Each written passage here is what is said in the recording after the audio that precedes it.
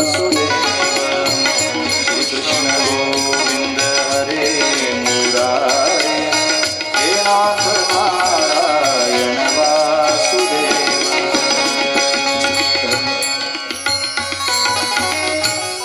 सनकादिक संत नारदांच्या समोर श्रीमद भागवताचं महात्म्य वर्णन करून सांगतात नाही कुठे, तर सर्वांच्या ऋषीमुनींच्या कानावर शब्द येऊ लागले, श्रीकृष्ण गोविंद हरे मुरारे। सर्वजण इकडे इकडे पाहू लागले, कुठून आवाज येतोय? पाहतात तर काय, भक्ती ज्ञान वैराग्यापर्यंत निरोप पोहोचला होता। भृगु आदी करून त्यांनी ऋषी निरोप सांगण्याचं काम करत होते ना, आमंत्रण जाऊन पोहोचलं होतं आणि भक्ती आपल्या मुलांना घेऊन आली होती। इथे श्रीमद भागवत महात्म्यात प्रत्यक्ष वर्णन आहे, भक्ती सुतो तो तरुणो गृहीत्वा प्रेमैक रूपा सहसा विरासित श्रीकृष्ण गोविंद हरे मुरारे नाथेती नामानी मुहुर्वदंती। भक्ती सुतो तो तरुणो गृहीत्वा, भक्तीची जी म्हातारी झालेली दोन मुलं आहेत ज्ञान आणि वैराग्य, ते दोनही मुलं तरुण झाले होते। भक्ती सुतो तो तरुणो गृहीत्वा, तरुण झाले होते आणि तरुण होऊन त्यांनी फक्त आले असं नाही, नाचत भगवंताच्या प्रेमरूपा प्रेमैक रूपा सहसा विरासित आणि काय करत होते, श्रीकृष्ण गोविंद हरे मुरारे नाथेती नामाने मुहुर वदंती। म्हणून श्रीकृष्ण गोविंद हरे मुरारी भजन म्हणतायत आणि नाचत विभोर होऊन त्यांनी भगवंताच्या चिंतनात आले। हे बघा, अजून भागवत कथा ऐकायची आहे, फक्त भागवत कथेचा निरोप गेला। काय झालं? फक्त निरोप गेला। भागवत कथेचा निरोप गेला तरी ज्ञान वैराग्य तरुण झाले। भागवत कथा ऐकल्यावर काय होणार आहे? पुढचा मुद्दा आहे, फक्त निरोप गेलाय कथेचा, आमंत्रण गेलंय फक्त, तरी तरुण झालेले आहे। भक्ती सुद्धा समाधानी आहे, भक्ती ज्ञान वैराग्य त्यांनी समोरून आले। सर्वांनी पाहिलं, भक्ती मातेनं सनकादिक संतांना नमस्कार केला, नमस्कार करून तिला त्यांनी बसण्याकरिता स्थान दिलं। भक्ती म्हणू लागली, महाराज भवद्भिरैव कृतास्मि पुष्टा कलिप्रनष्टा मी कथा रसेन क्वाहम तु तिष्ठा। मी कोणत्या ठिकाणी बसू, मला कृपा करून सांगा, मला राहण्याचं स्थान द्या, मला बसण्याचं स्थान सांगा। सनकादिकांनी पाहिलं आणि मग बोलायला सुरुवात केली, भक्ती तू सामान्य नाहीस, भक्ती शिवगोविंद स्वरूप कर्त्री प्रेमैक धर्त्री भवरोग हंत्री सात्वंच तिष्ठस्य सुधर्य संश्रया निरंतरम वैष्णव मानसाने। हे भक्ती, सगळ्यात आधी तर भक्ती आल्यानंतर बरेच प्रश्न उत्तर झाले। बऱ्याच लोकांनी प्रश्नचिन्ह उभे केले, हे भक्तीचं आहे कशावरून, हे ज्ञान वैराग्याचं आहेत कशावरून, पण ते सगळं सांगायचं म्हणलं की त्याला महिनाभराची कथा असावी लागेल। म्हणून त्यांनी बरेच याच्यात बरेचसे बारकावे असू द्या, म्हणून त्यांनी भक्तीचं हे सिद्ध झालं। तिला सांगितलं, तू भक्तांना गोविंद स्वरूप करणारी आहेत, सर्वांना प्रेम देणारी आहेस। भक्ती भक्ती म्हणजे काय? प्रेम, भगवंतावर केलेलं प्रेम। तुम्ही ऐकतात ना सर्वजण, भक्तीची व्याख्या पण कळाली पाहिजे। सगळ्यांच्या पोटात प्रेम आहे, पण आपण ते प्रेम ठेवतो कोणत्या ठिकाणी हे जास्त महत्वाचं आहे। जिथं प्रेम ठेवाल त्या प्रेमाला नावही प्राप्त होतं। जुन्या ऐकणाऱ्या लोकांचं पाठ झालेलं आहे। महत्वाचा मुद्दा सांगतो, आपल्या अंतःकरणातलं प्रेम जर एखाद्या व्यक्तीवर करत असाल तर त्याला नाव येतं मोह। व्यक्तीवर केलेल्या प्रेमाला काय म्हणायचं? मोह। जर आपल्या अंतःकरणातलं प्रेम एखाद्या वस्तूवर असेल, धनसंपत्तीवर असेल, तर वस्तूवर केलेल्या प्रेमाला म्हणायचं आसक्ती। काय म्हणायचं? आसक्ती। म्हणजे व्यक्तीवर केलेल्या प्रेमाला मोह म्हणावं, वस्तूवर केलेल्या प्रेमाला आसक्ती म्हणावं। मग भक्ती म्हणजे काय? भगवंतावर केलेल्या प्रेमाला भक्ती असं म्हणावं, भगवंतावरच केलेल्या प्रेमाला भक्ती असं म्हणावं। म्हणून जे देवावर प्रेम करणं आहे त्यालाच भक्ती म्हणतात। म्हणून प्रेमैक धर्त्री असं त्यांनी भक्ती करता म्हटलेलं आहे। म्हणजे भक्ती प्रेम, भगवंतावर प्रेम जडवून देणारी आहे। म्हणून तू त्यांनी वैष्णवांच्या हृदयामध्ये राहा असं भक्तीला राहण्याचं स्थान दिलं महाराज। पण भक्ती त्यांनी वैष्णवांच्या हृदयात राहू लागली। सनकादिक संत त्यांनी कथा सांगतायत, नारदांना आश्चर्य वाटलं। नारदजी म्हणले की अरे, फक्त भागवताचा निरोप केला तरी भक्ती ज्ञान वैराग्य तरुण झाले, त्यांना समाधान प्राप्त झालं, तरी भागवत ऐकल्यावर काय काय होईल? म्हणून नारदांनीच प्रश्न विचारला, महाराज या भागवत कथेच्या माध्यमातून कोण कोण उद्धरून जातो, कृपा करून सांगा। नारदांचा प्रश्न आहे महाराज। हरी एके विशुद्धंती वदन्तु मह्यं सप्ताह यज्ञेन कथामयेन कृपालो भिर्लोक हितं विचार्य प्रकाशित कोपी नवीन मार्ग। सांगा, या भागवत कथेच्या माध्यमातून कोणाकोणाचा उद्धार होतो? मग सनकादिक संतांनी सांगायला सुरुवात केली, कुमाराऊचु हे मानवा पाप कृतस्तु सर्वदा सदा दुराचार रता विमार्गः क्रोधाग्निदग्धा कुटिलस्य कामिन सप्ताह यज्ञेन कलो पुनन्ति ते। हे मानवा पाप कृतस्तु सर्वदा।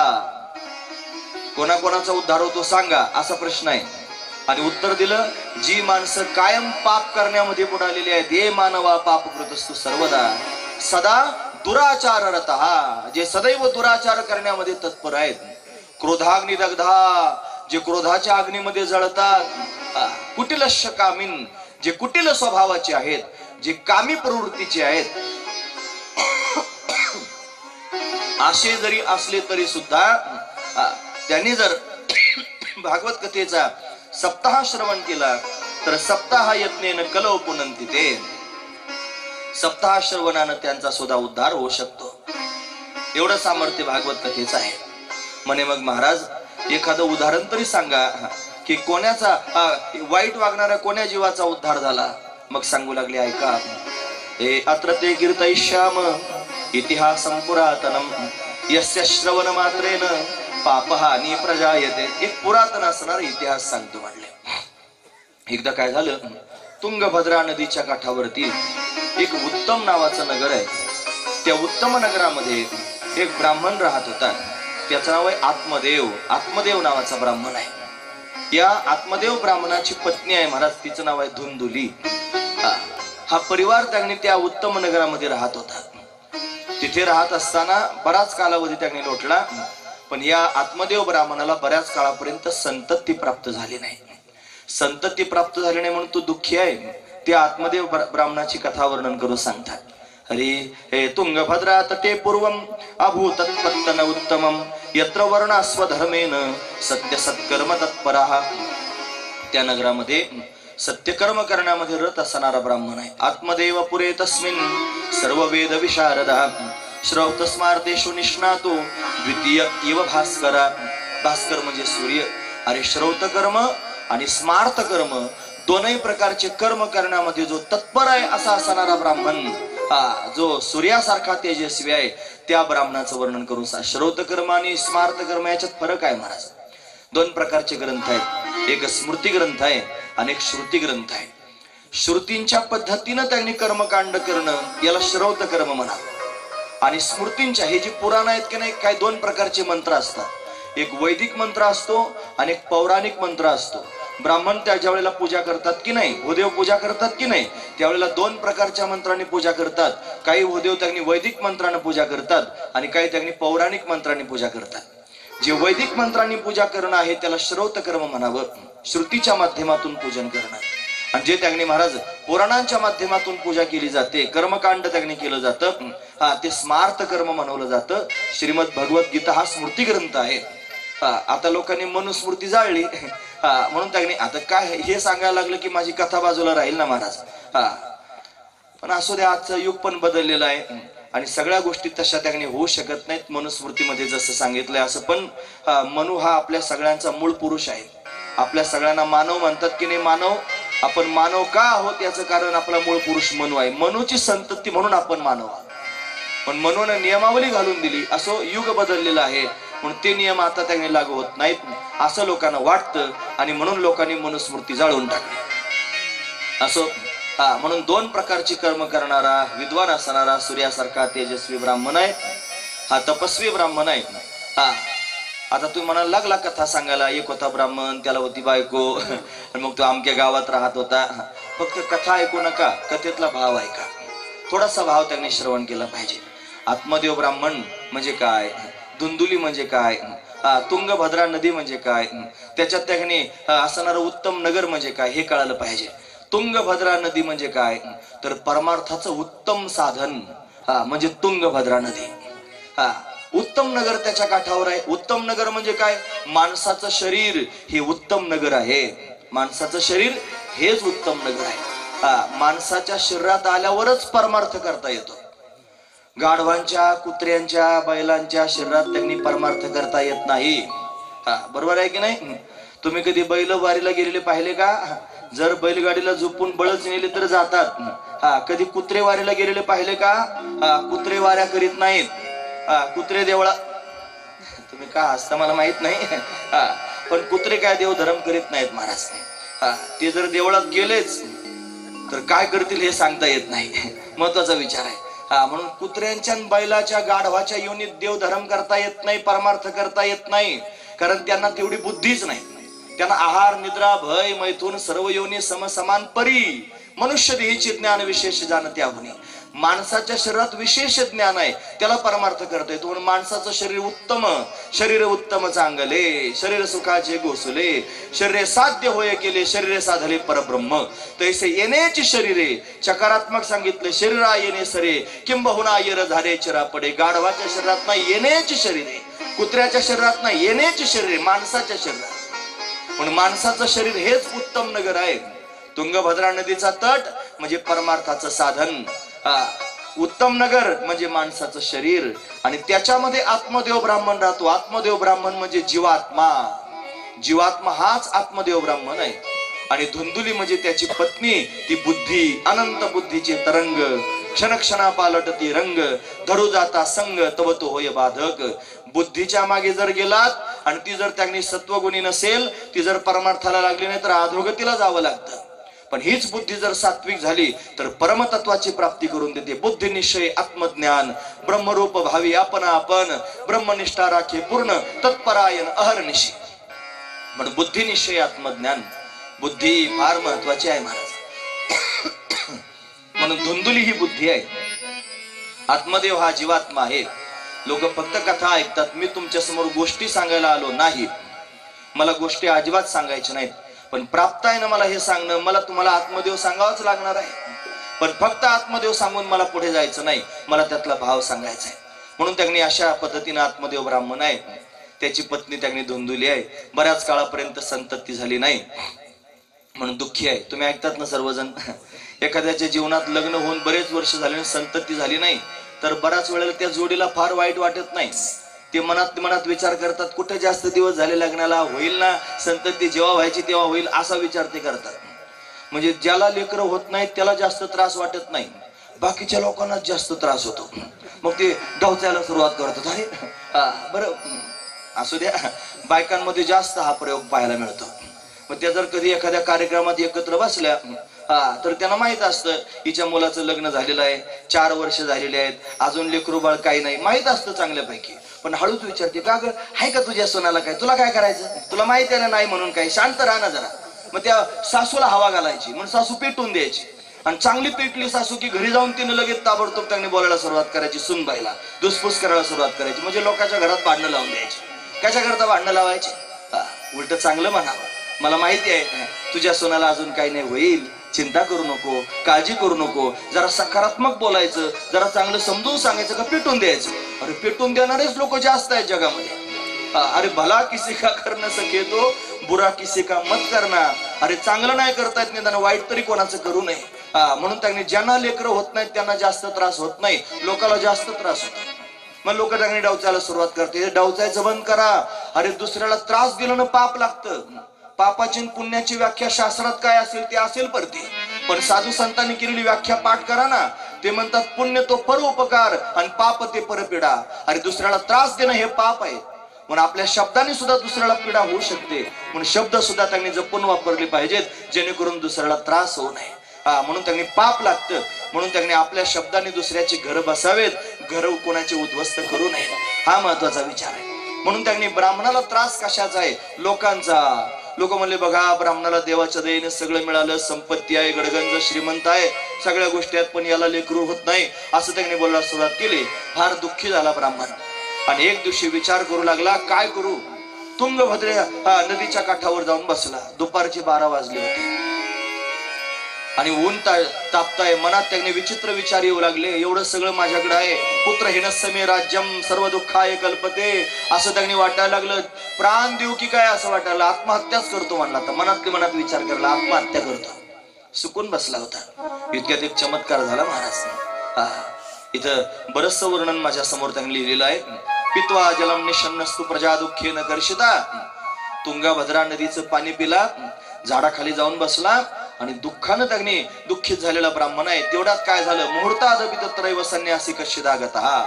मुहूर्त म्हणजे काय माहितीये? पाऊण तास. एक मुहूर्त पाऊण तासाचा असतो. पाऊण तासाला मुहूर्त म्हणतात. अर्धा पाऊण तास विचार करत बसला, इतक्यात तिथे एक संन्यासी आला. त्या संन्याशानं ब्राह्मणाला पाहिलं. ब्राह्मण सुकून गेला होता. संन्याशी जवळ आला.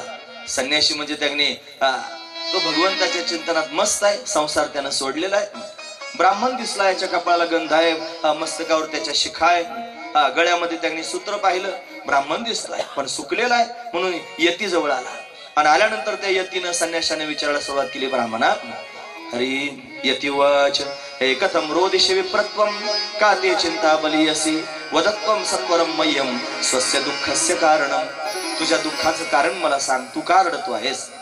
ब्राह्मणाला असं वाटलं कोणीतरी जीवाचा सापडला म्हणून त्यांनी मनापासून सांगायला सुरुवात केली. कोणी जर प्रेमानं विचारलं ना महाराज, फार चांगलं वाटतं. ही विचारपूस करावी असं त्यांनी कोणाला वाटतं माहितीये? जास्त ज्याची 75 ढळून गेली ना, अशा माणसांना आवर्जून वाटतं की कोणीतरी माझ्या जवळ येऊन बसावं, 2 शब्द त्यांनी मला विचारावेत. अरे 2 शब्द जर प्रेमानं म्हाताऱ्या माणसाच्या जवळ जाऊन चौकशी केली ना, फार त्यांना चांगलं वाटतं. बरं, पण घरोघर असं पाहायला मिळतं महाराज. म्हातारा अधिकारी असतं, वयानं जास्त झालेलं असतं, सगळ्या गोष्टी असतात, पण तरुणी प्रवृत्ती तरुण लोकांची मालकी असते. मग म्हातारं चांगलं जरी सांगायला लागलं तरी लोक बाबा तुम्हाला समजत नाही, जरा गप राहत जा ना, मध्ये माणसात बोलत जाऊ नका, असं त्यांनी होतं महाराज. आणि वस्तुस्थिती हे काय पुराणातलं नाही, वस्तुस्थितीतलं आहे महाराज. आणि वय वाढल्यानंतर असं होत असतं. एक सिद्धांत लक्षात ठेवा, महत्वाचा मुद्दा सांगतो. संसारामध्ये वय वाढलं की किंमत कमी होते आणि परमार्थात वय वाढलं की किंमत वाढते. महत्वाची गोष्ट आहे. पण जीवनभर परमार्थ करावा, किंमत वाढत जाईल. संसार करून जर शेंडी सगट संसारात बुडाले तर ज्यांच्याकरता संसार केला तेच लाथा मारतील, दुसऱ्या लाथा मारायला येत नाहीत. दुसऱ्याला काय गरज नाही महाराज. ज्यांच्याकरता जन्म घालवला ते लाथा मारतात. नको नको मना गुंतू माया जा, नको नको मना गुंतू माया जा, नको नको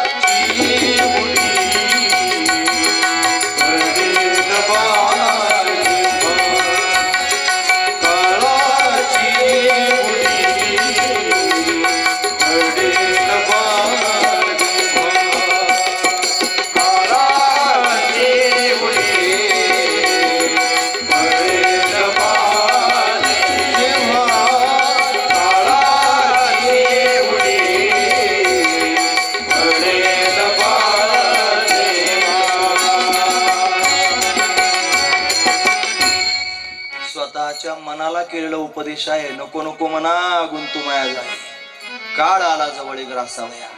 म्हणून त्यांनी काळ जवळ आलेला आहे. सावधान, कधी येईल सांगता येत नाही, कधी घेऊन जाईल सांगता येत नाही, कोणत्या रूपात येईल सांगता येत नाही.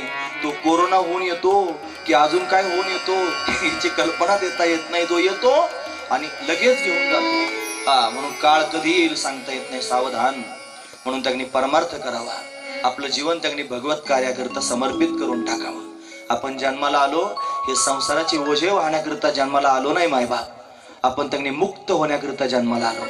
मुक्त जर झाला नाही आणि इंद्र जरी झाला तरी काही उपयोग नाही. गुरुजी म्हणायचे जीवपणा ठेवून तो ब्रह्मदेव जरी झाला तरी काय कामाचा नाही.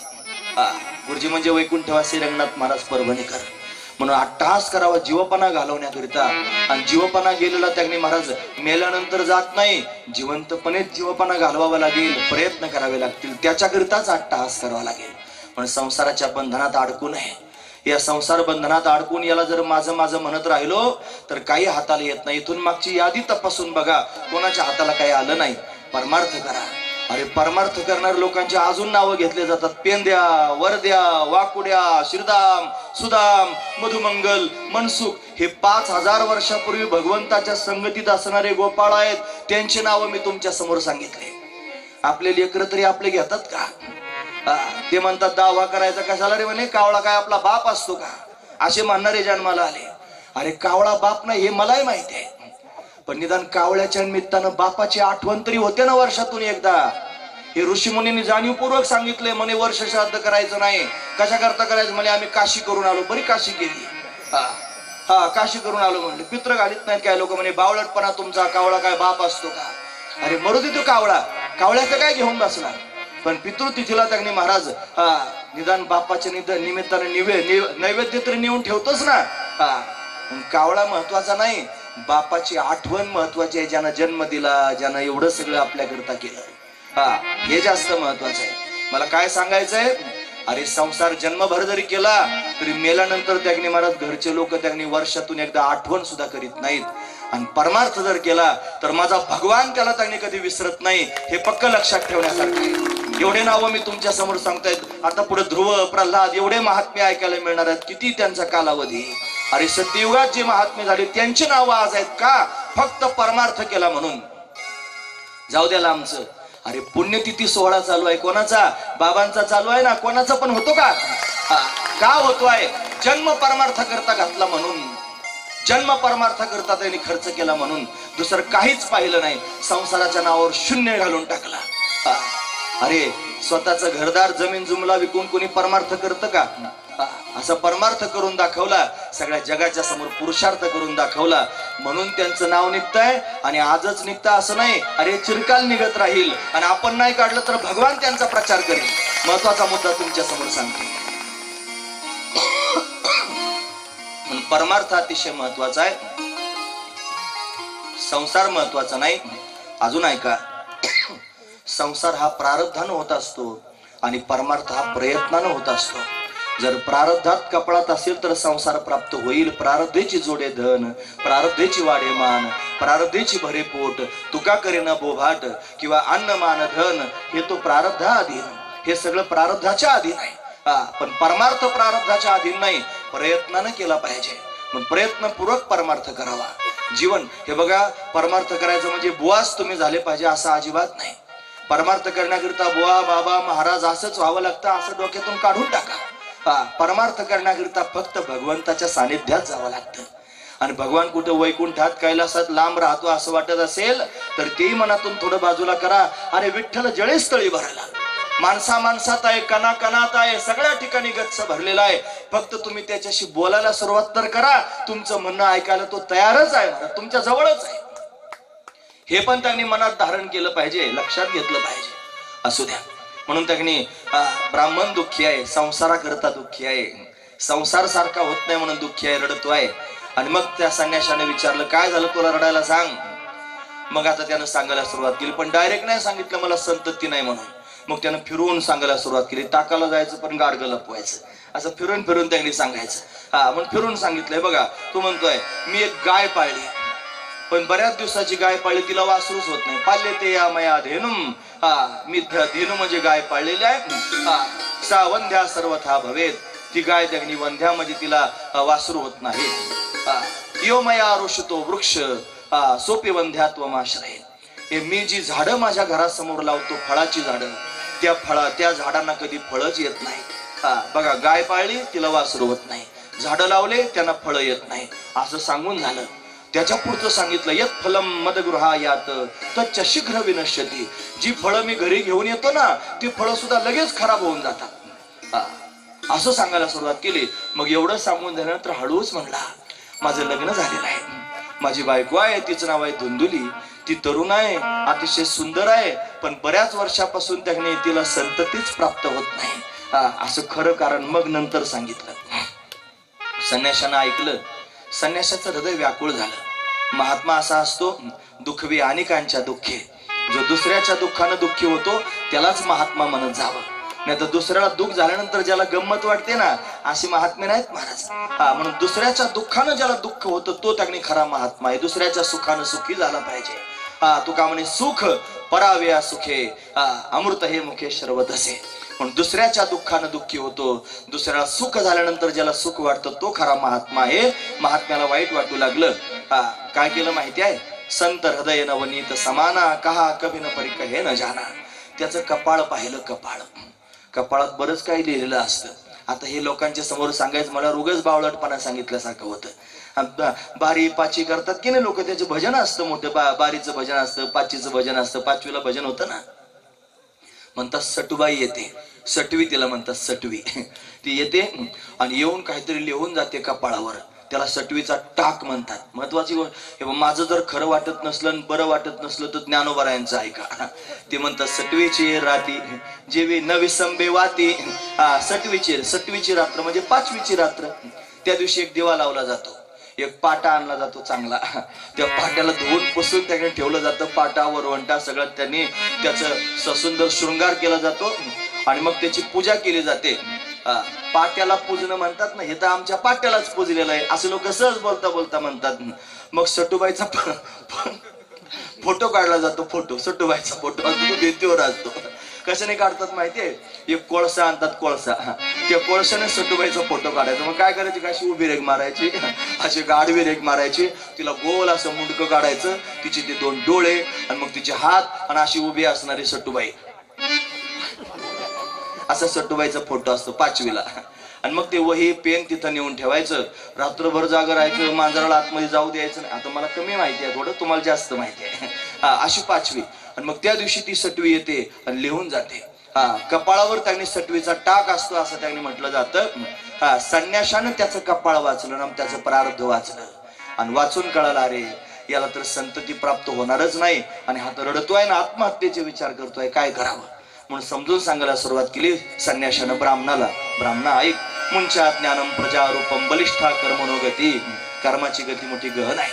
माझं म्हणणं ऐक, विवेकम तू समासाध्य, तू विवेक धारण कर आणि तेज संसार वासना, संसाराची वासना मनातून सोडून दे. ब्राह्मण म्हणला वा रे वा, मी म्हणतो मला मुलगा झाला पाहिजे आणि तू म्हणतो संसाराची वासना सोडून दे. दोन टोकाचं बोलणं. मला वाटलं चांगलं काय म्हणशील, मला आशीर्वाद देशील लेकर बाळ होण्याचा. अरे आशीर्वादानं लेकर होत असतात काय? का नवसे कन्या पुत्र होती तरी का करणे लागे पती. कितीतरी प्रमाण पण आपल्याला पाहता येतील ना. महत्वाचा विचार आहे, प्रारब्धात असलं पाहिजे. असू द्या म्हणून त्यांनी महाराज ब्राह्मण असं म्हणू लागला. मग काय करावं? ब्राह्मण ऐकेच ना. मग संन्याशाला खरं सांगावं लागलं. शृण विप्रमया ते प्रारब्धम तु विलोकितम सप्त जन्मावधी तव पुत्र नैवच नैवच. 7 जन्मापर्यंत तुला पुत्र होणारच नाही असं सांगितल्यावर मग तर अजूनच रडायला लागला. रडणाऱ्या ब्राह्मणाची सांत्वना करतोय संन्याशी. तो म्हणला अरे कोणाला लेकरांनी चांगलं केलं सांग. ज्यांना लेकर नाहीत ते दुःखी आहेत, इथपर्यंत ठीक आहे. ज्यांना आहेत ते तरी कोणते पाळण्यात बसलेले आहेत, त्यांना कोणचे पाळणे टांगलेले आहेत, ते पण दुःखीच आहेत. उलट खरं सांगतो, लक्षपूर्वक ऐका, ज्यांना नाहीत ते सुखी आहेत, ज्यांना आहेत ते जास्त दुःखी आहेत. फक्त सांगता येत नाही. सांगून आपलीच आबरू कशी लोकांसमोर काढायची, महत्वाची गोष्ट आहे. अरे फार त्रास आहे, फार त्रास आहे, फार त्रास आहे. सांगत नाहीत, भामटे आहेत सगळे. फार भामटेपणा आहे मला, सांगत नाहीत. कसे सांगतील? जन्म त्याच्यात घालवला आणि म्हातारपणाला कसे सांगतील मला चहा देत नाही, मला भाकर देत नाही आणि मला मान देत नाही, मला चांगलं म्हणत नाही. कसे सांगतील? सांगणार नाहीत ते. कारण जन्मभर साधू संतांनी सांगितले यांच्या नादी लागू नका, यांच्या नादी. ऐकलं नाही साधू संतांचं, जन्मभर प्रपंच केला आणि म्हातारपणाला लाथा घालायला लागल्यावर कसे सांगतील? लाज आहे की नाही काय मनाला? म्हणून त्यांनी ज्यांना आहेत ना जास्त दुःखी आहेत, ज्यांना नाहीत ते सुखी आहेत महाराज, आनंदात आहेत. त्यांनी भगवंताच्या चरणावर स्वतःचे जीवन समर्पित करावं. चिंता करू नका, ज्याला कोणी नाही ना त्याला माझा भगवान आहे. ज्यानं फक्त देवाला आपलं म्हणलं ना, अरे भगवान त्याचं सगळं करतो. ते ऋणवैपण देखोनी अंगी मी आपुल्याच उत्तीर्णत्वा लागी आणि भक्ताची आत्मत्यागी परिचर्या करी. अरे भक्ताच्या अंतकाल समयाला भगवान स्वतः सेवा करण्याकरता येतो. म्हणून भक्त व्हा. भक्त झाल्याशिवाय त्यांनी पर्याय नाही. महत्वाची गोष्ट तुमच्या समोर सांगतोय. म्हणून ब्राह्मणाला सांगून झालं. ब्राह्मण फिरला ना महाराज, त्याला समजून सांगितलं अरे संत ते सगरो दुःख मावा पांग पुरा तथा. त्याला उदाहरणं सांगितले. सगर नावाचा राजा होता, त्याला 60,000 मुलं होते. सगळे त्यांनी कपिल भगवंताच्या दृष्टिक्षेपानं जळून भस्म झाले. असं मुलांमुळे दुःख झालं. एक त्यांनी वेन नावाचा राजा जन्माला आला अंगराजाच्या घरी.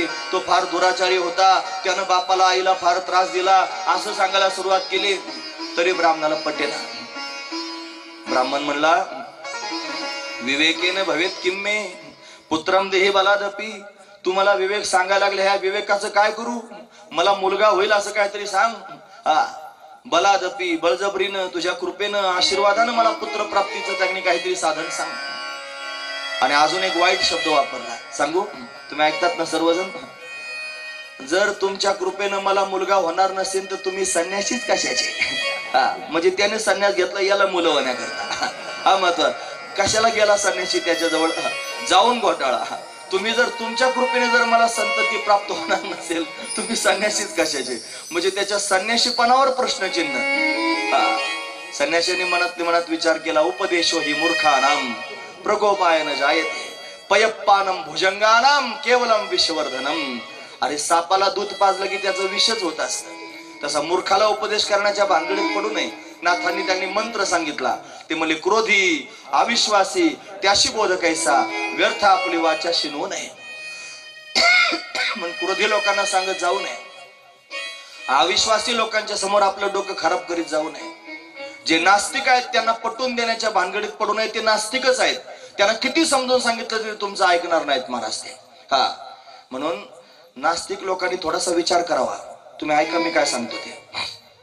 कुठेतरी एका कान्या कोपऱ्यात नास्तिक असतोच, जरी चांगले कार्यक्रम असले तरी पण नास्तिक लोकांनी करण्याचा विचार सांगतो. अरे आम्ही लोकांच्या समोर हे सांगतो आहोत म्हणून तरी आज जगात लोक आईला आई म्हणतात, बापाला बाप म्हणतात, बहीणला बहीण म्हणतात. जर हे सांगायचं बंद झालं नास्तिक लोकांचं ऐकून तर अनाचार होईल महाराज. फार वाईट परिस्थिती समाजात आज आहे. फार वाईट परिस्थिती आहे. बऱ्याच दिवसापूर्वी त्यांनी ऐकलेली गोष्ट सांगतो. संस्कार नसल्यानंतर काय होतं. एका गाडीत एक मुलगी बाळांत झाली. बसमध्ये प्रवास करता करता बाळांत झाली. तिचं लग्न झालं नव्हतं, कुमारिका होती आणि तिला मुलगा झाला.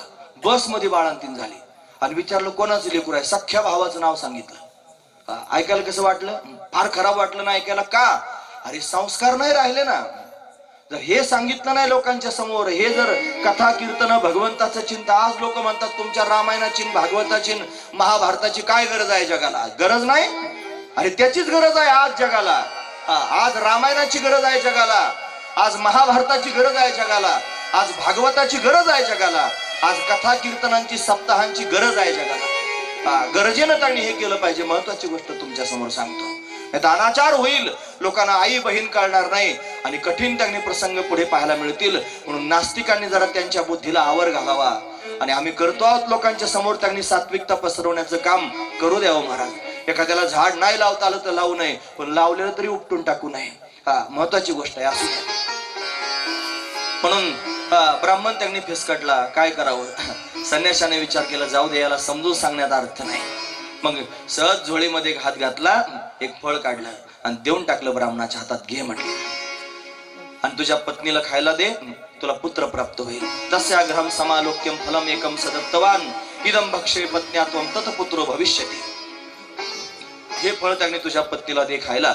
असं म्हणल्यावर त्याला आनंद झाला. मला काही नियम सांगितले.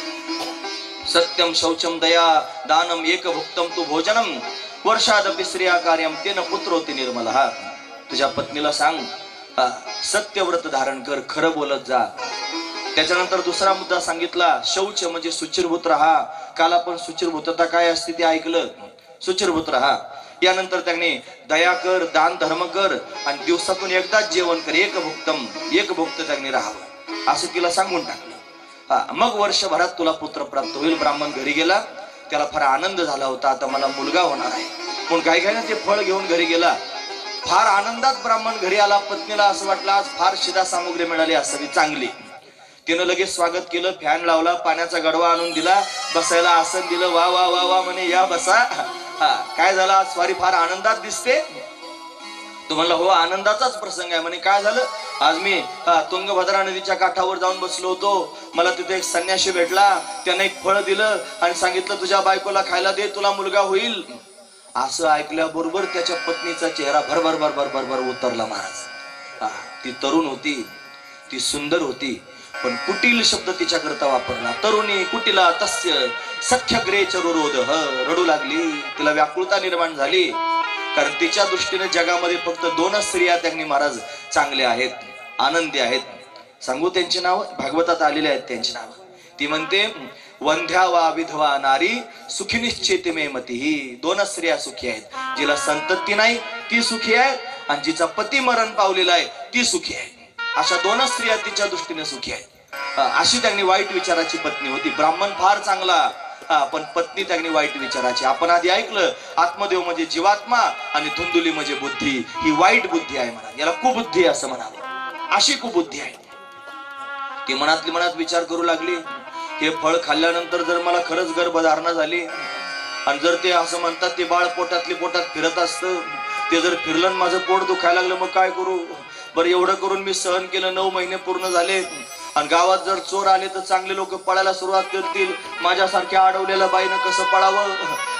जर मी तिचे विचार आहेत महाराज मनातले. ते म्हणले एवढं सगळं झालं आणि प्रसूतीची वेळ जवळ आली, फार वेदना होतात, त्या वेदना मला कशा सहन होतील. एवढं करून मी बाळांतीन पण झाले, आणि बाळांत झाल्यानंतर त्यांनी मग म्हणतात चोपदार उभाच असतो. चोपदार म्हणजे सासूबाई, याच्यात हात घालू नको, हे खाऊ नको, फलाणं करू नको, तिखटच खाऊ नको, असं त्यांनी सासूबाई म्हणत असतात. मला सहन करावं लागेल, खाण्यापिण्यावर कंट्रोल करावं लागेल. बरं ते सहन केलं. बाळाला मांडीवर घेऊन त्यांनी जेवायला जर मी बसले आणि बाळ रडायला लागलं तर मांडीवर घ्यावं लागेल. बरं मांडीवर घेतल्यानंतर जर त्याने मांडीवरच, किती लांबचे विचार आहे. शिशू केली मग मी काय करू, म्हणजे तिला त्याचा कंटाळा, तिला वाईट वाटायला लागलं. मग काय करावं, तिनं हो हो हो हो म्हणायला सुरुवात केली. ते फळ घेतलं. तिची बहीण तिच्या घरी आली. एकदा भगिनी तस्यात, तिच्या घरी त्यांनी स्वतःच्या मनानंच बहीण आली. हिनं बहिणीच्या समोर मनातलं सगळं सांगायला सुरुवात केली. म्हणे कोण बाबा भेटला होता, त्यानं ते फळ दिलं आणि आता मला फळ खायला सांगतात, मी काय करू. बहीण रडायलाच लागली. म्हणे आता तुला काय झालं रडायला. ती म्हणली बाई तुझं घर त्यांनी गडगंज संपत्तीनं भरलेलं आहे, पण खायला कोणी नाही. मला पहिले 6 लेकर आहेत आणि मी 7व्यांदा गर्भवती आहे, आणि माझ्या घरी खायलाच काही नाही, आता काय करू. मग तिनं सल्ला दिला. पण हे बघ, हे जे फळ आहे ना, हे फळ तू त्यांनी गाईला खाऊ घाल. फलम अर्पय धेन्वत्वम परीक्षार्थम तू सांप्रत. हे फळ गाईला खाऊ घाल. आणि मला आता गर्भधारणा झालेली आहे, मला जे लेकरू होईल ना ते झाल्याबरोबर मी तुला देऊन टाकेल. माझा नवरा धनाचा लालची आहे, थोडं धन त्याला देऊन टाक.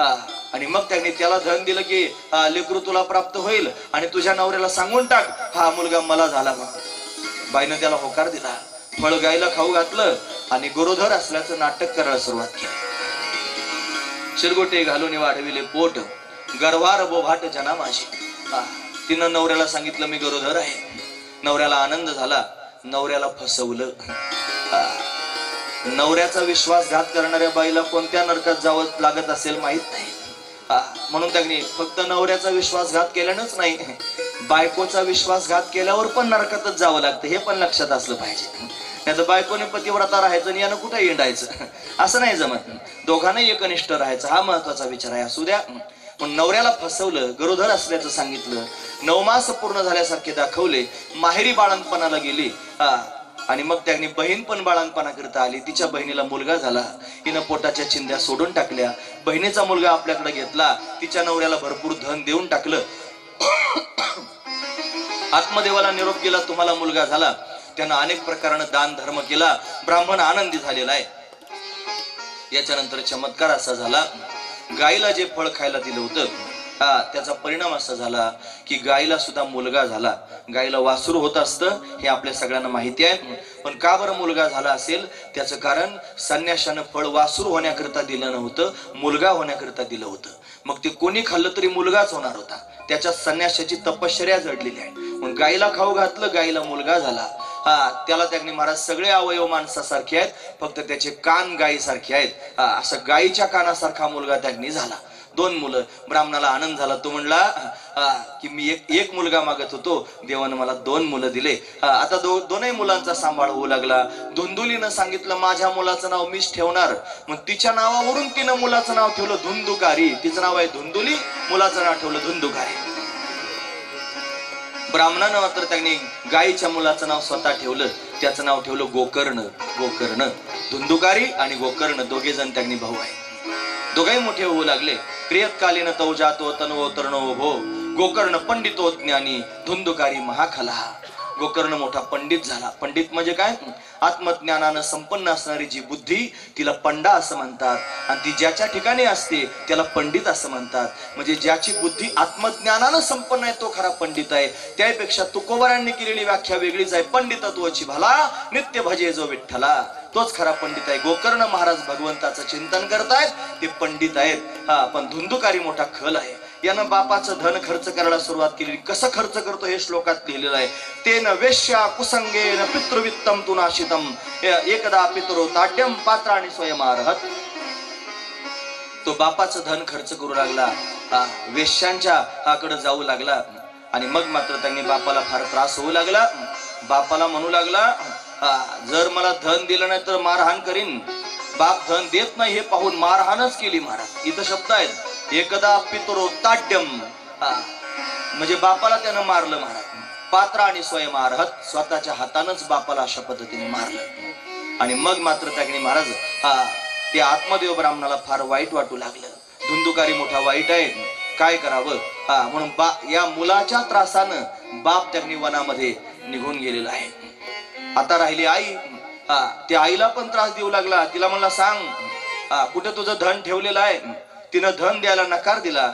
आणि मग मात्र त्यांनी महाराज तिला पण धमकी दिली, जर धन देणार नशील तर तुला पण मारेन. मग मात्र ती त्यांनी घाबरली. तुम्ही ऐकतात ना सर्वजण, माझ्याकडे वेळ कमी आहे. 9 वाजून 10 मिनिटं झालेली आहेत. मी काल म्हणलो होतं 6:30 ते 9:30 आपण त्यांनी बोलूया. मला सांगावंसं पण वाटतंय, तुम्हाला पण ऐकावंसं वाटतंय मनातली मनात. पण आता वेळ निघून गेल्यानंतर तुम्ही मला साथ देणार नाहीत हे मला माहिती आहे. पण मी 9:30ला त्यांनी थांबणार आहे. पण तरी सुद्धा काही मुद्दे महत्वाचे आहेत, गरज आहे ते मुद्दे सांगण्याची सुद्धा.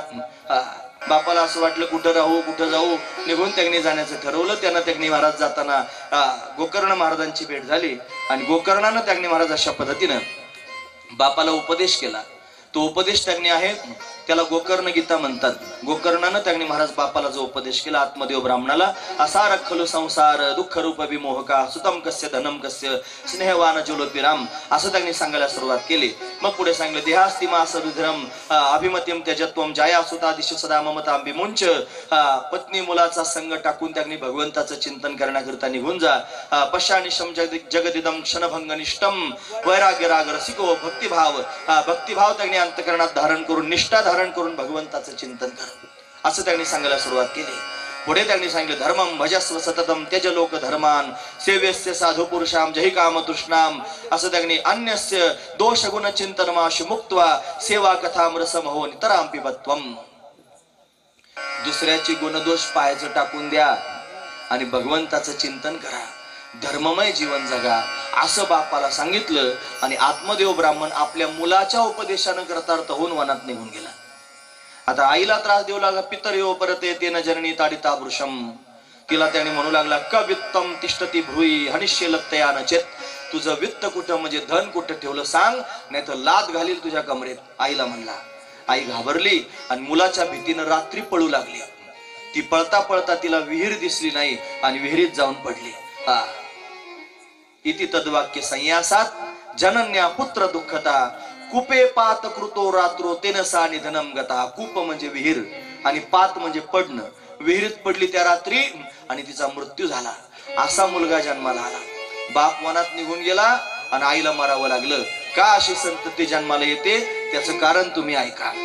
कारण इथं लिहिलेलं आहे, सुशिलो मातृपुण्येनं. चांगला मुलगा जर जन्माला यायचा असेल तर त्यांनी महाराज आईचं पुण्य असावं. सुशिलो मातृपुण्येनं पितृपुण्येनं चतुरता दातव्य वंश पुण्येनं आत्मपुण्येनं सौभाग्यता. चांगला मुलगा जर जन्माला यायचा असेल तर काय असलं पाहिजे? आईचं पुण्य जर असेल तर मुलगा सुशील जन्माला येतो. आईच्या पुण्यानं सुशील मुलगा जन्माला येतो. वडिलांच्या पुण्यानं चतुर मुलगा जन्माला येतो. चतुर मुलगा जर जन्माला यायचा असेल वडिलांचं पुण्य असावं लागेल. दानशूर मुलगा जर जन्माला यायचा असेल तर वंशाचं पुण्य असावं लागेल, वंश पुण्यवान असावं लागेल. आणि आत्मपुण्यानं सौभाग्यता, स्वतःच्या पुण्यानं भाग्यवान मुलगा जन्माला येतो. याच्या विरुद्ध गोष्ट आहे का? उन्मत्तो मातृदोषेनं. आईचा जर दोष असेल तर मुलं उन्मत्त जन्माला येतात. ज्या घरामध्ये त्यांनी दारू पिऊन धामधूम करणारे, शिव्यागाळ करणारे वाईट मुलं आहेत ना, समजावं हे आईचं पाप आहे. आईनं जर पाप केलं तर असे मुलं जन्माला येतात. माझं बोलणं फार वाईट वाटत असेल ऐकत असताना, कारण ही कथा आणि कीर्तन म्हणजे रेडीमेड कपड्याचं दुकान असतं. हे कोणाच्या मापाला त्यांनी कपडे बसतील सांगता येत नाही, पण याच्यात मापाचे कपडे नक्की सापडतात आणि जिकडं तिकडं जाऊन बरोबर फिट बसतात. हे लक्षात ठेवा. म्हणून वैयक्तिक कोणाला काही बोललं जात नाही. लोकांनी आपापलं समजून घेत जावं, महत्वाची गोष्ट आहे. म्हणून वाईट वागणारा मुलगा जन्माला आला, पाप करणारा समजायचं आईचं पाप आहे. उन्मत्तो मातृदोषेनं पितृदोषेनं मूर्खता.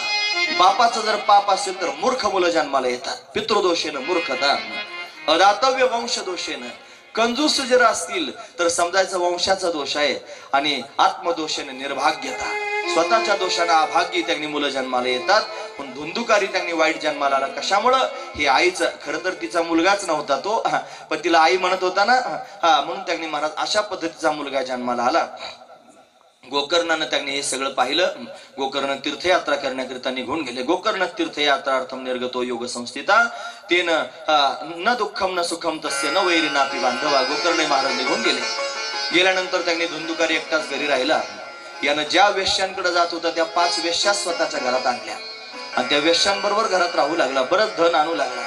त्या वेश्यांनी असा विचार केला की हा धन आणतोय, हा धन चोरी करून आणतो, हे जर राजाला कळालं तर राजा याला पण पकडून नेईल आणि धन पण घेऊन जाईल. दोन्हीपैकी एक काहीतरी वाचवलं पाहिजे. काय वाचवावं? म्हणे धन वाचवलं पाहिजे. याच्यासारखे आपल्याला अनेक भेटतील. वेश्याच आहेत महाराज त्या, पण याला मारलं पाहिजे. म्हणून त्या त्यांनी बायकांनी विचार करून याला मारून टाकायचं ठरवलं. 5 वेश्या होत्या. 5 वेश्या म्हणजे काय? तुम्ही भावकथा ऐकता आहात ना. 5 वेश्या म्हणजे 5 विषय. शब्द, स्पर्श, रूप, रस आणि गंध हे 5 विषय आहेत. या विषयांनी अशा पद्धतीने जीवाला नाडलेलं आहे महाराज. विषयाची संगती, म्हणून त्यांनी अधोगती प्राप्त होतं. विषयाचे चरवणी केली आयुष्याची गाळणी, अशी प्रमाण आपल्याला पाहता येतील. विषय विषयाचा पडिपाडू, गोड परमार्थ लागे कडू, कडू विषय तो गोडू जीवाशी झाला. म्हणून विषय त्यांनी महाराज घातक आहेत. एका एका विषयाच्या संगतीने एक एक मारला गेला. कुरंग मातंग पतंग मीना भृगा हाता पंच भिरेव पंच एक प्रमादी सकथम न हन्यते ससेवते पंच भिरेव पंच. एका एका विषयाच्या सेवनाने एक एक मारला जातो. 5 विषयाचं सेवन जीव करतो, त्याचं काय होत असेल? म्हणून धुंदुकारीला पकडला त्या बायकांनी आणि फाशी देऊन मारायचा प्रयत्न केला. मरेना. मग बांधून टाकला आणि बांधून आरडाओरडा करायला लागला. मग त्याच्या तोंडामध्ये जळते निखारे टाकले, जळते निखारे, आणि सर्वांगावर त्याच्या त्यांनी विस्तव ठेवला आणि त्रस्त होऊन त्याचा प्राण निघून गेला. त्याचा अंत्यविधी झाला नाही. त्याला त्याच घरात खड्डा खांदून पुरला. ज्या शरीरावर अंत्यविधी होत नाही, उत्तर क्रिया होत नाहीत, त्याला पिशाच्य योनी प्राप्त होत असते. हे लक्षात ठेवा. आता लोक म्हणतात कशाचं पिशाच्य आणि कशाचं काय, आम्हाला मान्य आहे. म्हणजे तुम्हाला कसं काय मान्य आहे? आम्हाला ज्ञानोबराय मान्य आहे. ते म्हणतात पळे भूत बाधा भेणे तेथे, म्हणून आम्हाला मान्य आहे. तुम्हाला कसं काय? आम्हाला गोस्वामीजी मान्य आहे. भूत पिशाच निकटन हे यावे, महावीर जब नाम सुनावे. आम्हाला संत प्रमाण आहेत. आम्हाला हे बाकीची शेंबडे प्रमाण नाहीत. ते असतील त्यांच्या घरचे राजे, आम्हाला त्याच्याशी काय घेणं देणं नाही. आम्हाला ज्ञानोबर आधी करून संत प्रमाण. तुम्हाला माझं म्हणणं पडतंय ना? पण मी जरी बोलत असलो त्यांनी तरी सुद्धा मी तुम्हाला हे देतोय तुमच्या जवळ, असं बोललं पाहिजे. हे जे नास्तिक लोक आहेत ना, तुम्हाला त्यांनी पावला पावलाला अडवतील. तुमच्याकडे उत्तर द्यायला नकोत का? म्हणे उत्तर तुम्हाला समजून सांगतोय मी. त्यांच्या बरोबर असंच बोललं पाहिजे. जर असं बोलता आलं नाही तर जमत नाही महाराज. काल सांगितलं का मी तुमच्या समोर ते? म्हणे वक्ते बाबाच्या समोर तो माणूस गेला, सांगितलं ना? नाही सांगितलं. काल सकाळी सांगितलं. गेला तो माणूस. तुम्हाला काव म्हणे तुमच्या वामनानं त्यांनी बळीला पाताळात नेऊन घातलं, त्यानं असं करावं का? वक्ते बाबाला म्हणलं जाऊन ते. अरे म्हणले बळीनी सगळ्या देवदेवतांची त्यांनी राज्य हडप केले होते. त्यांना घरातून हाकलून दिलं. वनवन त्यांनी सगळे लोक. दुसऱ्याचं घर हडप करून घेणं काय चांगली गोष्ट असते का? बळीनं त्रैलोक्याचा राजा झाला, देव दिले हाकलून सगळे. देवानं काय केलं? त्याच्या डोक्यावर पाय दिला आणि पाताळात नेऊन घातला. दैत्यांचं राहण्याचं ठिकाण काय? पाताळ. म्हणजे त्याला त्याचं घर दाखवून दिलं. याच्यापेक्षा काय केलं? ते म्हणे तुमच्या देवानी बळीला पाताळात नेऊन घातलं, असं करावं का? वक्ते बाबा म्हणले अशा लोकांना सरळ बोलून जमत नाही. ते त्याला म्हणले काय रे, तुला फार बळीचा पुळका आला? बळी काय तुझ्याचा नवरा होता? ते कशाला कौतुक सांगायला लागला? म्हणे बळीने असं याने अमकं करावं का, त्याने तमकं करावं का? अशा लोकांबरोबर असंच बोललं पाहिजे. जर असं बोललं तरच जमतं, नाही तर ते तुम्हाला खाऊन टाकतील. महत्वाची गोष्ट आहे. असो आता हे सांगायला मला बरंच येतंय, पण कथा म्हणते मला सांग म्हणून कथा सांगतो. म्हणून त्यांनी महाराज उत्तर क्रिया जर शरीरावर झाल्या नाहीत तर त्याला पिशाच्य योनी प्राप्त होत असते, हे लक्षात ठेवा. त्याला पुरलं आणि त्या बायका निघून गेल्या, हा पिशाच्य झाला. मग काय करावं, सगळ्या लोकांना त्रास देऊ लागला. काही लोक जिवंतपणे त्रास देतात आणि मेल्यावरही एखाद्याला त्यांनी धरतात महाराज, काय सांगतेत नाही काय करतील ते, प्रवृत्तीच तशी असते. म्हणून त्यांनी त्रास देऊ लागला. गोकर्ण महाराज फिरून फिरून त्यांनी आपल्या गावात आले आणि त्या घरासमोर त्यांनी अंथरून टाकून रात्री झोपले. झोपल्यानंतर त्यांनी महाराज हा पिशाच्य त्यांच्या समोर उभा राहिला. अकराळ विकराळ रूप धारण करून त्यांनी आला आणि आल्यानंतर त्यांनी भीती दाखवायला लागला. गोकर्ण महाराज घाबरले नाही. गोकर्णाने त्याला विचारलं, कोण आहेस तू? कस्तम उग्रतरो रात्रो कृतो यातो दशामी माम. तू कोण आहेस मला सांग. किंवा प्रेत पिशाच्यो वा राक्षसोसिती संशयः. तू प्रेत आहेस की पिशाच्य आहेस की राक्षस आहेस मला सांग. पण त्याला बोलता येत नव्हतं, फक्त रडत होता. गोकर्णाने विचार केलेला बोलता येत नाही. हातात कमंडलूतलं पाणी घेतलं, गायत्री उपासक आहेत, सूर्य उपासक आहेत, हातात त्यांनी पाणी घेतलं आणि त्याच्यावर शिंपडलं. त्याचं पाप काही प्रमाणात कमी झालं आणि त्याला वाचा प्राप्त झाली आणि तो पिशाच्य बोलू लागला, मी सामान्य नाही, अहम भ्राता तो दिवस्ती धुंदुकारी ती नामिना. मी तुझा भाऊ आहे थोरला, भ्राता म्हणजे थोरला भाऊ. आणि माझं नाव आहे धुंदुकारी. माझ्या स्वतःच्याच दोषानं स्वकीयनैव दोषेनं ब्रह्मत्व नाशितम मया, माझं ब्राह्मणत्व नष्ट झालं आणि मी पिशाच्य झालेलो आहे, माझ्या उद्धाराकरता काहीतरी कर. गोकर्णजी म्हणले, अरे तुझा मृत्यू झाला हे मला कळालं आणि तुझ्या उद्धाराकरता मी त्यांनी श्राद्ध केलं, गयेमध्ये जाऊन श्राद्ध केलं. तो म्हणला, गया श्राद्ध शतेनापि मुक्तिर्मेन भविष्यती. अरे असे 100 गया श्राद्ध केले तरी माझा उद्धार व्हायचा नाही, पापच तेवढं जास्त केलंय. मग काय करायचं? उपायम अपरम किंचित त्वम विचारय सांप्रत. कोणाला तरी चांगल्याला उपाय विचार. आणि मग त्यांनी रात्र निघून गेली आणि सूर्योदय झाल्यानंतर त्यांनी गोकर्णानं सूर्यालाच उपाय विचारला, महाराज सांगा, माझ्या भावाचा मला त्यांनी उद्धार करायचा आहे, काय करू? सूर्यनारायण आकाशवाणीद्वारा सांगितलं, चिंता करू नका, श्रीमद भागवतात मुक्ती सप्ताह वाचनम कुरु इति सूर्यवच सर्वे धर्मरूपम तो विश्रुतम. धर्मरूप असणारं सूर्याचं बोलणं सगळ्या लोकांनी ऐकलं. भागवत कथा करा म्हणजे त्यांनी याचा उद्धार होईल. मग गोकर्णानं ठरवलं आता भागवत करायचं. पण भागवत करण्याकरिता सगळ्या उत्तम नगराला सांगितलं भागवत कथा करायची. या सगळेजण, सगळा गाव आला आणि आता धुंदुकारीला त्यांनी बोलावलं, एक आसन समोर टाकलं, त्याला सांगितलं बैस समोर येऊन. तो बसला. पण पिशाच्य योनी ही वायुरूप असणारी योनी आहे. सोसाट्याचा वारा आला की आसन उडून जावं, त्याला एका जागेवर बसता येईना. मग काय करावं? एक बांबू आणला. बांबू 7 गाठीचा बांबू होता. तो बांबू आणला आणि तो समोर मंडपात आणून रोवला आणि त्याला सांगितलं, हे बघ 2 गाठीच्या मध्ये पोकळी असते, पोकळी. तू वायुरूप आहेस ना, त्या पोकळीत जाऊन बस आणि बसून कथा ऐक. पहिल्या दिवसाची कथा ऐकली, कडकड कडकड आवाज झाला, एक गाठ फुटली. 7 दिवसाची कथा झाली, 7 गाठी फुटल्या, बांबू दुभंगला आणि त्या बांबूतून एक दिव्य असणारा पुरुष प्रगट झाला. भगवंतासारखाच होता दिसायला. पितांबरधारी आहे, अतिशय सुंदर आहे, त्यानं मुकुट धारण केलेला आहे. तुम्ही ऐकतात ना सर्वजण? आता हे ऐकत असताना लोकांना असं वाटत असेल, बांबूत बसला, कथा ऐकली, त्याच्यातून पुरुष प्रकट झाला, कसं काय त्याने असं झालं? रूपक आहे, थोडं ऐका. माणसाचं शरीर आहे ना, हेच खऱ्या अर्थानं उत्तम नगर आहे. याच्यामध्ये सुद्धा बांबू आहे महाराज. पाठीचा कणा आहे की नाही आपला, पाठीचा कणा, या पाठीच्या कण्यामध्ये षडचक्र आहेत. 7 गाठी आहेत ना, तसं त्यांनी याच्यामध्ये सुद्धा षडचक्र आहेत. मूलाधार चक्र, स्वाधिष्ठान चक्र, मणिपूर चक्र, अनाहत चक्र, विशुद्ध चक्र, आज्ञा चक्र आणि सहस्रदल कमल. किती झाले? 7 आहेत. अशी त्यांनी महाराज षडचक्रांचं भेदन करून कुंडलिनी शक्ती सहस्रदल कमलामध्ये त्यांनी येते आणि पूर्णत्वाला प्राप्त होते. हाच बांबू आहे. आणि हा बांबू जर खरा वाटत नसेल, अजून एक बांबू सांगतो, वासनेचा बांबू आहे आणि त्याच्यामध्ये त्यांनी महाराज विषयांच्या गाठी आहेत. म्हणजे एक एक गाठ त्यांनी सुटत जावी, जीवग्रंथीचा भेद व्हावा. त्यानं श्रवण केलं, त्या श्रवणानं काय झालं तर त्याची जीवग्रंथी सुटून गेली आणि मग त्याला दिव्यत्व प्राप्त झालं. हा त्यातला भाव आहे. पण प्रत्यक्ष प्रगट झाला. त्यानं गोकर्णाला नमस्कार केला आणि नमस्कार करून त्यांनी महाराज भागवताला प्रदक्षिणा केली. जाण्याकरिता निघाला, त्याच्याकरिता विमान आकाशातून आलं. विमानात बसून जाणार आहे, पण एकच विमान आलं. गोकर्णानं त्यांनी विमानाकडे पाहिलं. भगवंताचे पार्षद त्याला घेण्याकरिता आले होते. थांबवलं त्यांना. हो म्हणे थांबा. म्हणे का? एकच विमान घेऊन आले. सगळ्या लोकांनी कथा ऐकली एकट्यालाच विमान तुम्ही ऐकलं, हे बाकीच्या लोकांनी ऐकलं नाही का? असं का बरं झालं असेल? सगळ्यांना विमान का आलं नाही? मग त्यांनी सांगायला सुरुवात केली. त्याने प्रश्न विचारला, अत्रैव भवसंती श्रोतारो मम निर्मला आणि तानी विमानाने न तेषाम युगपत कुत. युगपत म्हणजे एकाच वेळेला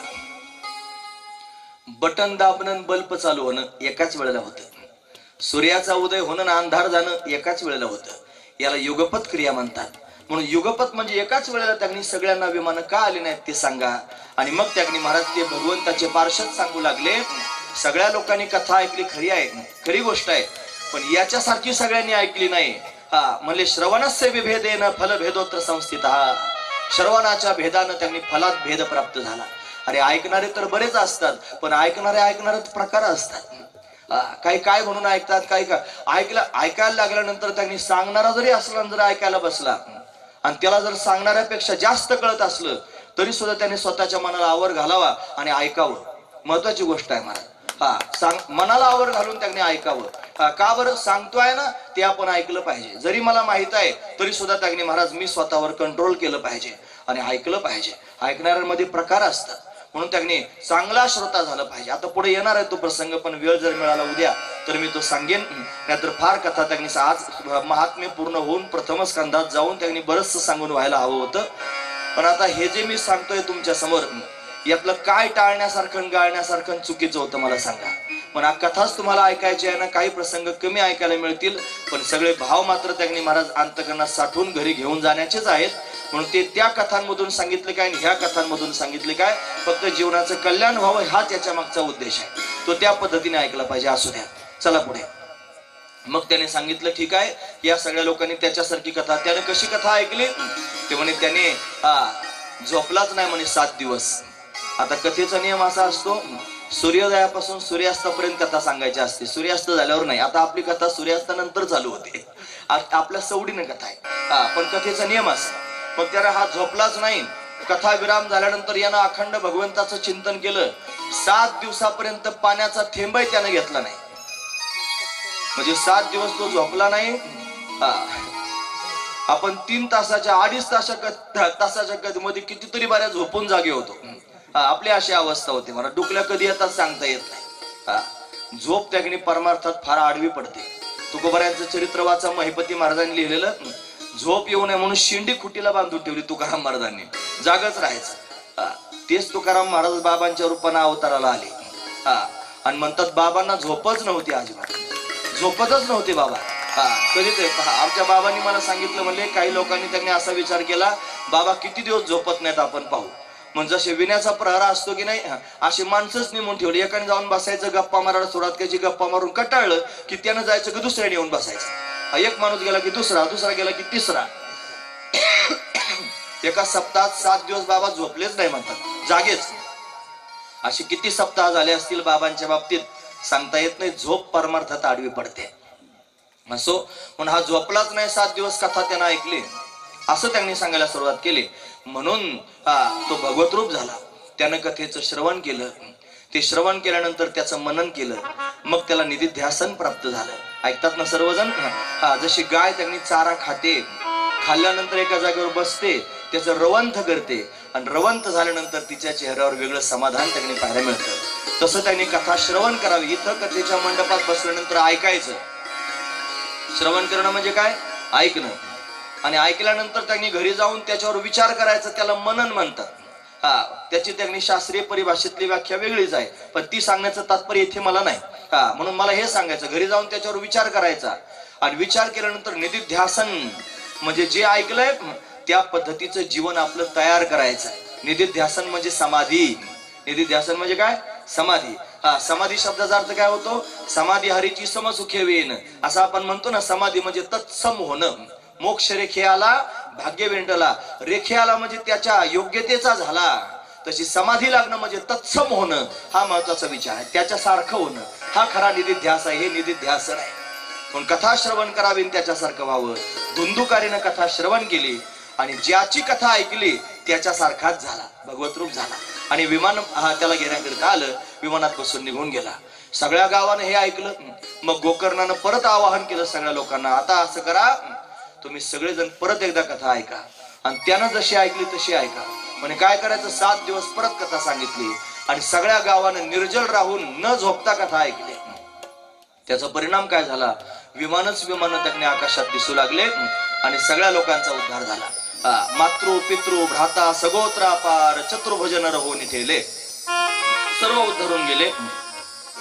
म्हणजे कथा ऐकल्यानंतर विमान येतं असं सगळ्या लोकांना माहिती आहे. आता बरेच लोक त्यांनी बऱ्याच कथा ऐकणारे असतील नाही का. आम्ही महाराज बऱ्याच वेळेला कथा ऐकली, आम्हाला एकदा विमान आलं नाही. बरं जाऊ द्या मरू द्या, ऐकणाऱ्या लोकांना जर विमान येत नसेल, नाही आलं समजा त्यांच्यात काही कमी असेल, सांगणाऱ्याला तरी निदान याचीच आम्ही बऱ्याच बऱ्या ऐकली. मनात लोक म्हणतील हेच सांगत होतं मागच्या टायमाला, याची आम्ही ऐकली, याला अजून विमान आलं नाही आणि आम्हाला कसं काय विमान येईल. विमान शब्दाचा अर्थ लक्षात घेतला पाहिजे. विमान म्हणजे काय, त्यातला भाव आहे ना, तो ऐका. विगतो मान यस्मात्स विमान. विमान शब्दाचा अर्थ होतो मान रहित होणं. मान म्हणजे अभिमान. अभिमान नष्ट होणं याचं नाव आहे विमान अवस्था. ही विमान अवस्था आहे. भागवत कथा ऐकणं कशा करता ऐकायची, अभिमान घालवण्याकरिता ऐकायची. भागवत कथा सांगायची कशा करता सांगायची, अभिमान घालवण्याकरिता सांगायची. नाहीतर मी भागवत कथा सांगतो, मला सांगता येते असं जर फुगा आला तर कोणाच्या समोर वाकत नाही महाराज. ज्याला भागवत कथा सांगता येते तो सगळ्यांच्या समोर वाकलाच पाहिजे. हा महत्वाचा विचार आहे. म्हणून त्याला तेच भागवतातलं फळ आहे महाराज, अभिमान रहित जीवन होणं. आणि हीच खऱ्या अर्थाने विमान स्थिती आहे. काय करायचं, परमार्थ करायचं. परमार्थ करायचं म्हणजे काय, अरे अभिमान घालवायचा. अभिमान गेला तुका म्हणे देव झाला. तोच खऱ्या अर्थानं देव आहे, ज्याचा अभिमान संपून गेला. महत्व, जिथं अहंकार आहे तिथं देव नाही, आणि जिथं देव पण आहे तिथं अहंकार नाही. हे गणितच आहे आणि समजून घेण्याचं गणित आहे. असो, म्हणून अभिमान निघून गेला, हे भागवत कथेचं फल आहे. म्हणून त्याने महाराज हा तिसरा महिमा आपण पाहिला. तुम्ही ऐकतात ना सर्वजण. पहिला महिमा ब्रह्मदेव आश्चर्यचकित झाला, पहिला महिमा. दुसरा महिमा भक्ती ज्ञान आणि वैराग्याना सुख प्राप्त झालं, दुसरा महिमा. आणि धन्य भागवती वार्ता प्रेत पीडा विनाशिनी, म्हणून धुंदुकारी सारख्या प्रेताचा उद्धार झाला, हा भागवताचा तिसरा महिमा. 6 अध्यायांमध्ये 3 प्रकारचा महिमा भागवताचा वर्णन करून सांगितला. हे भागवत महात्म्य आहे. हा महत्वाचा विचार आहे. चला, असं त्यांनी सांगत आहेत. हे सांगताना आता त्यांनी नारदाने विचारलं, महाराज एवढं श्रेष्ठ भागवत आहे ना,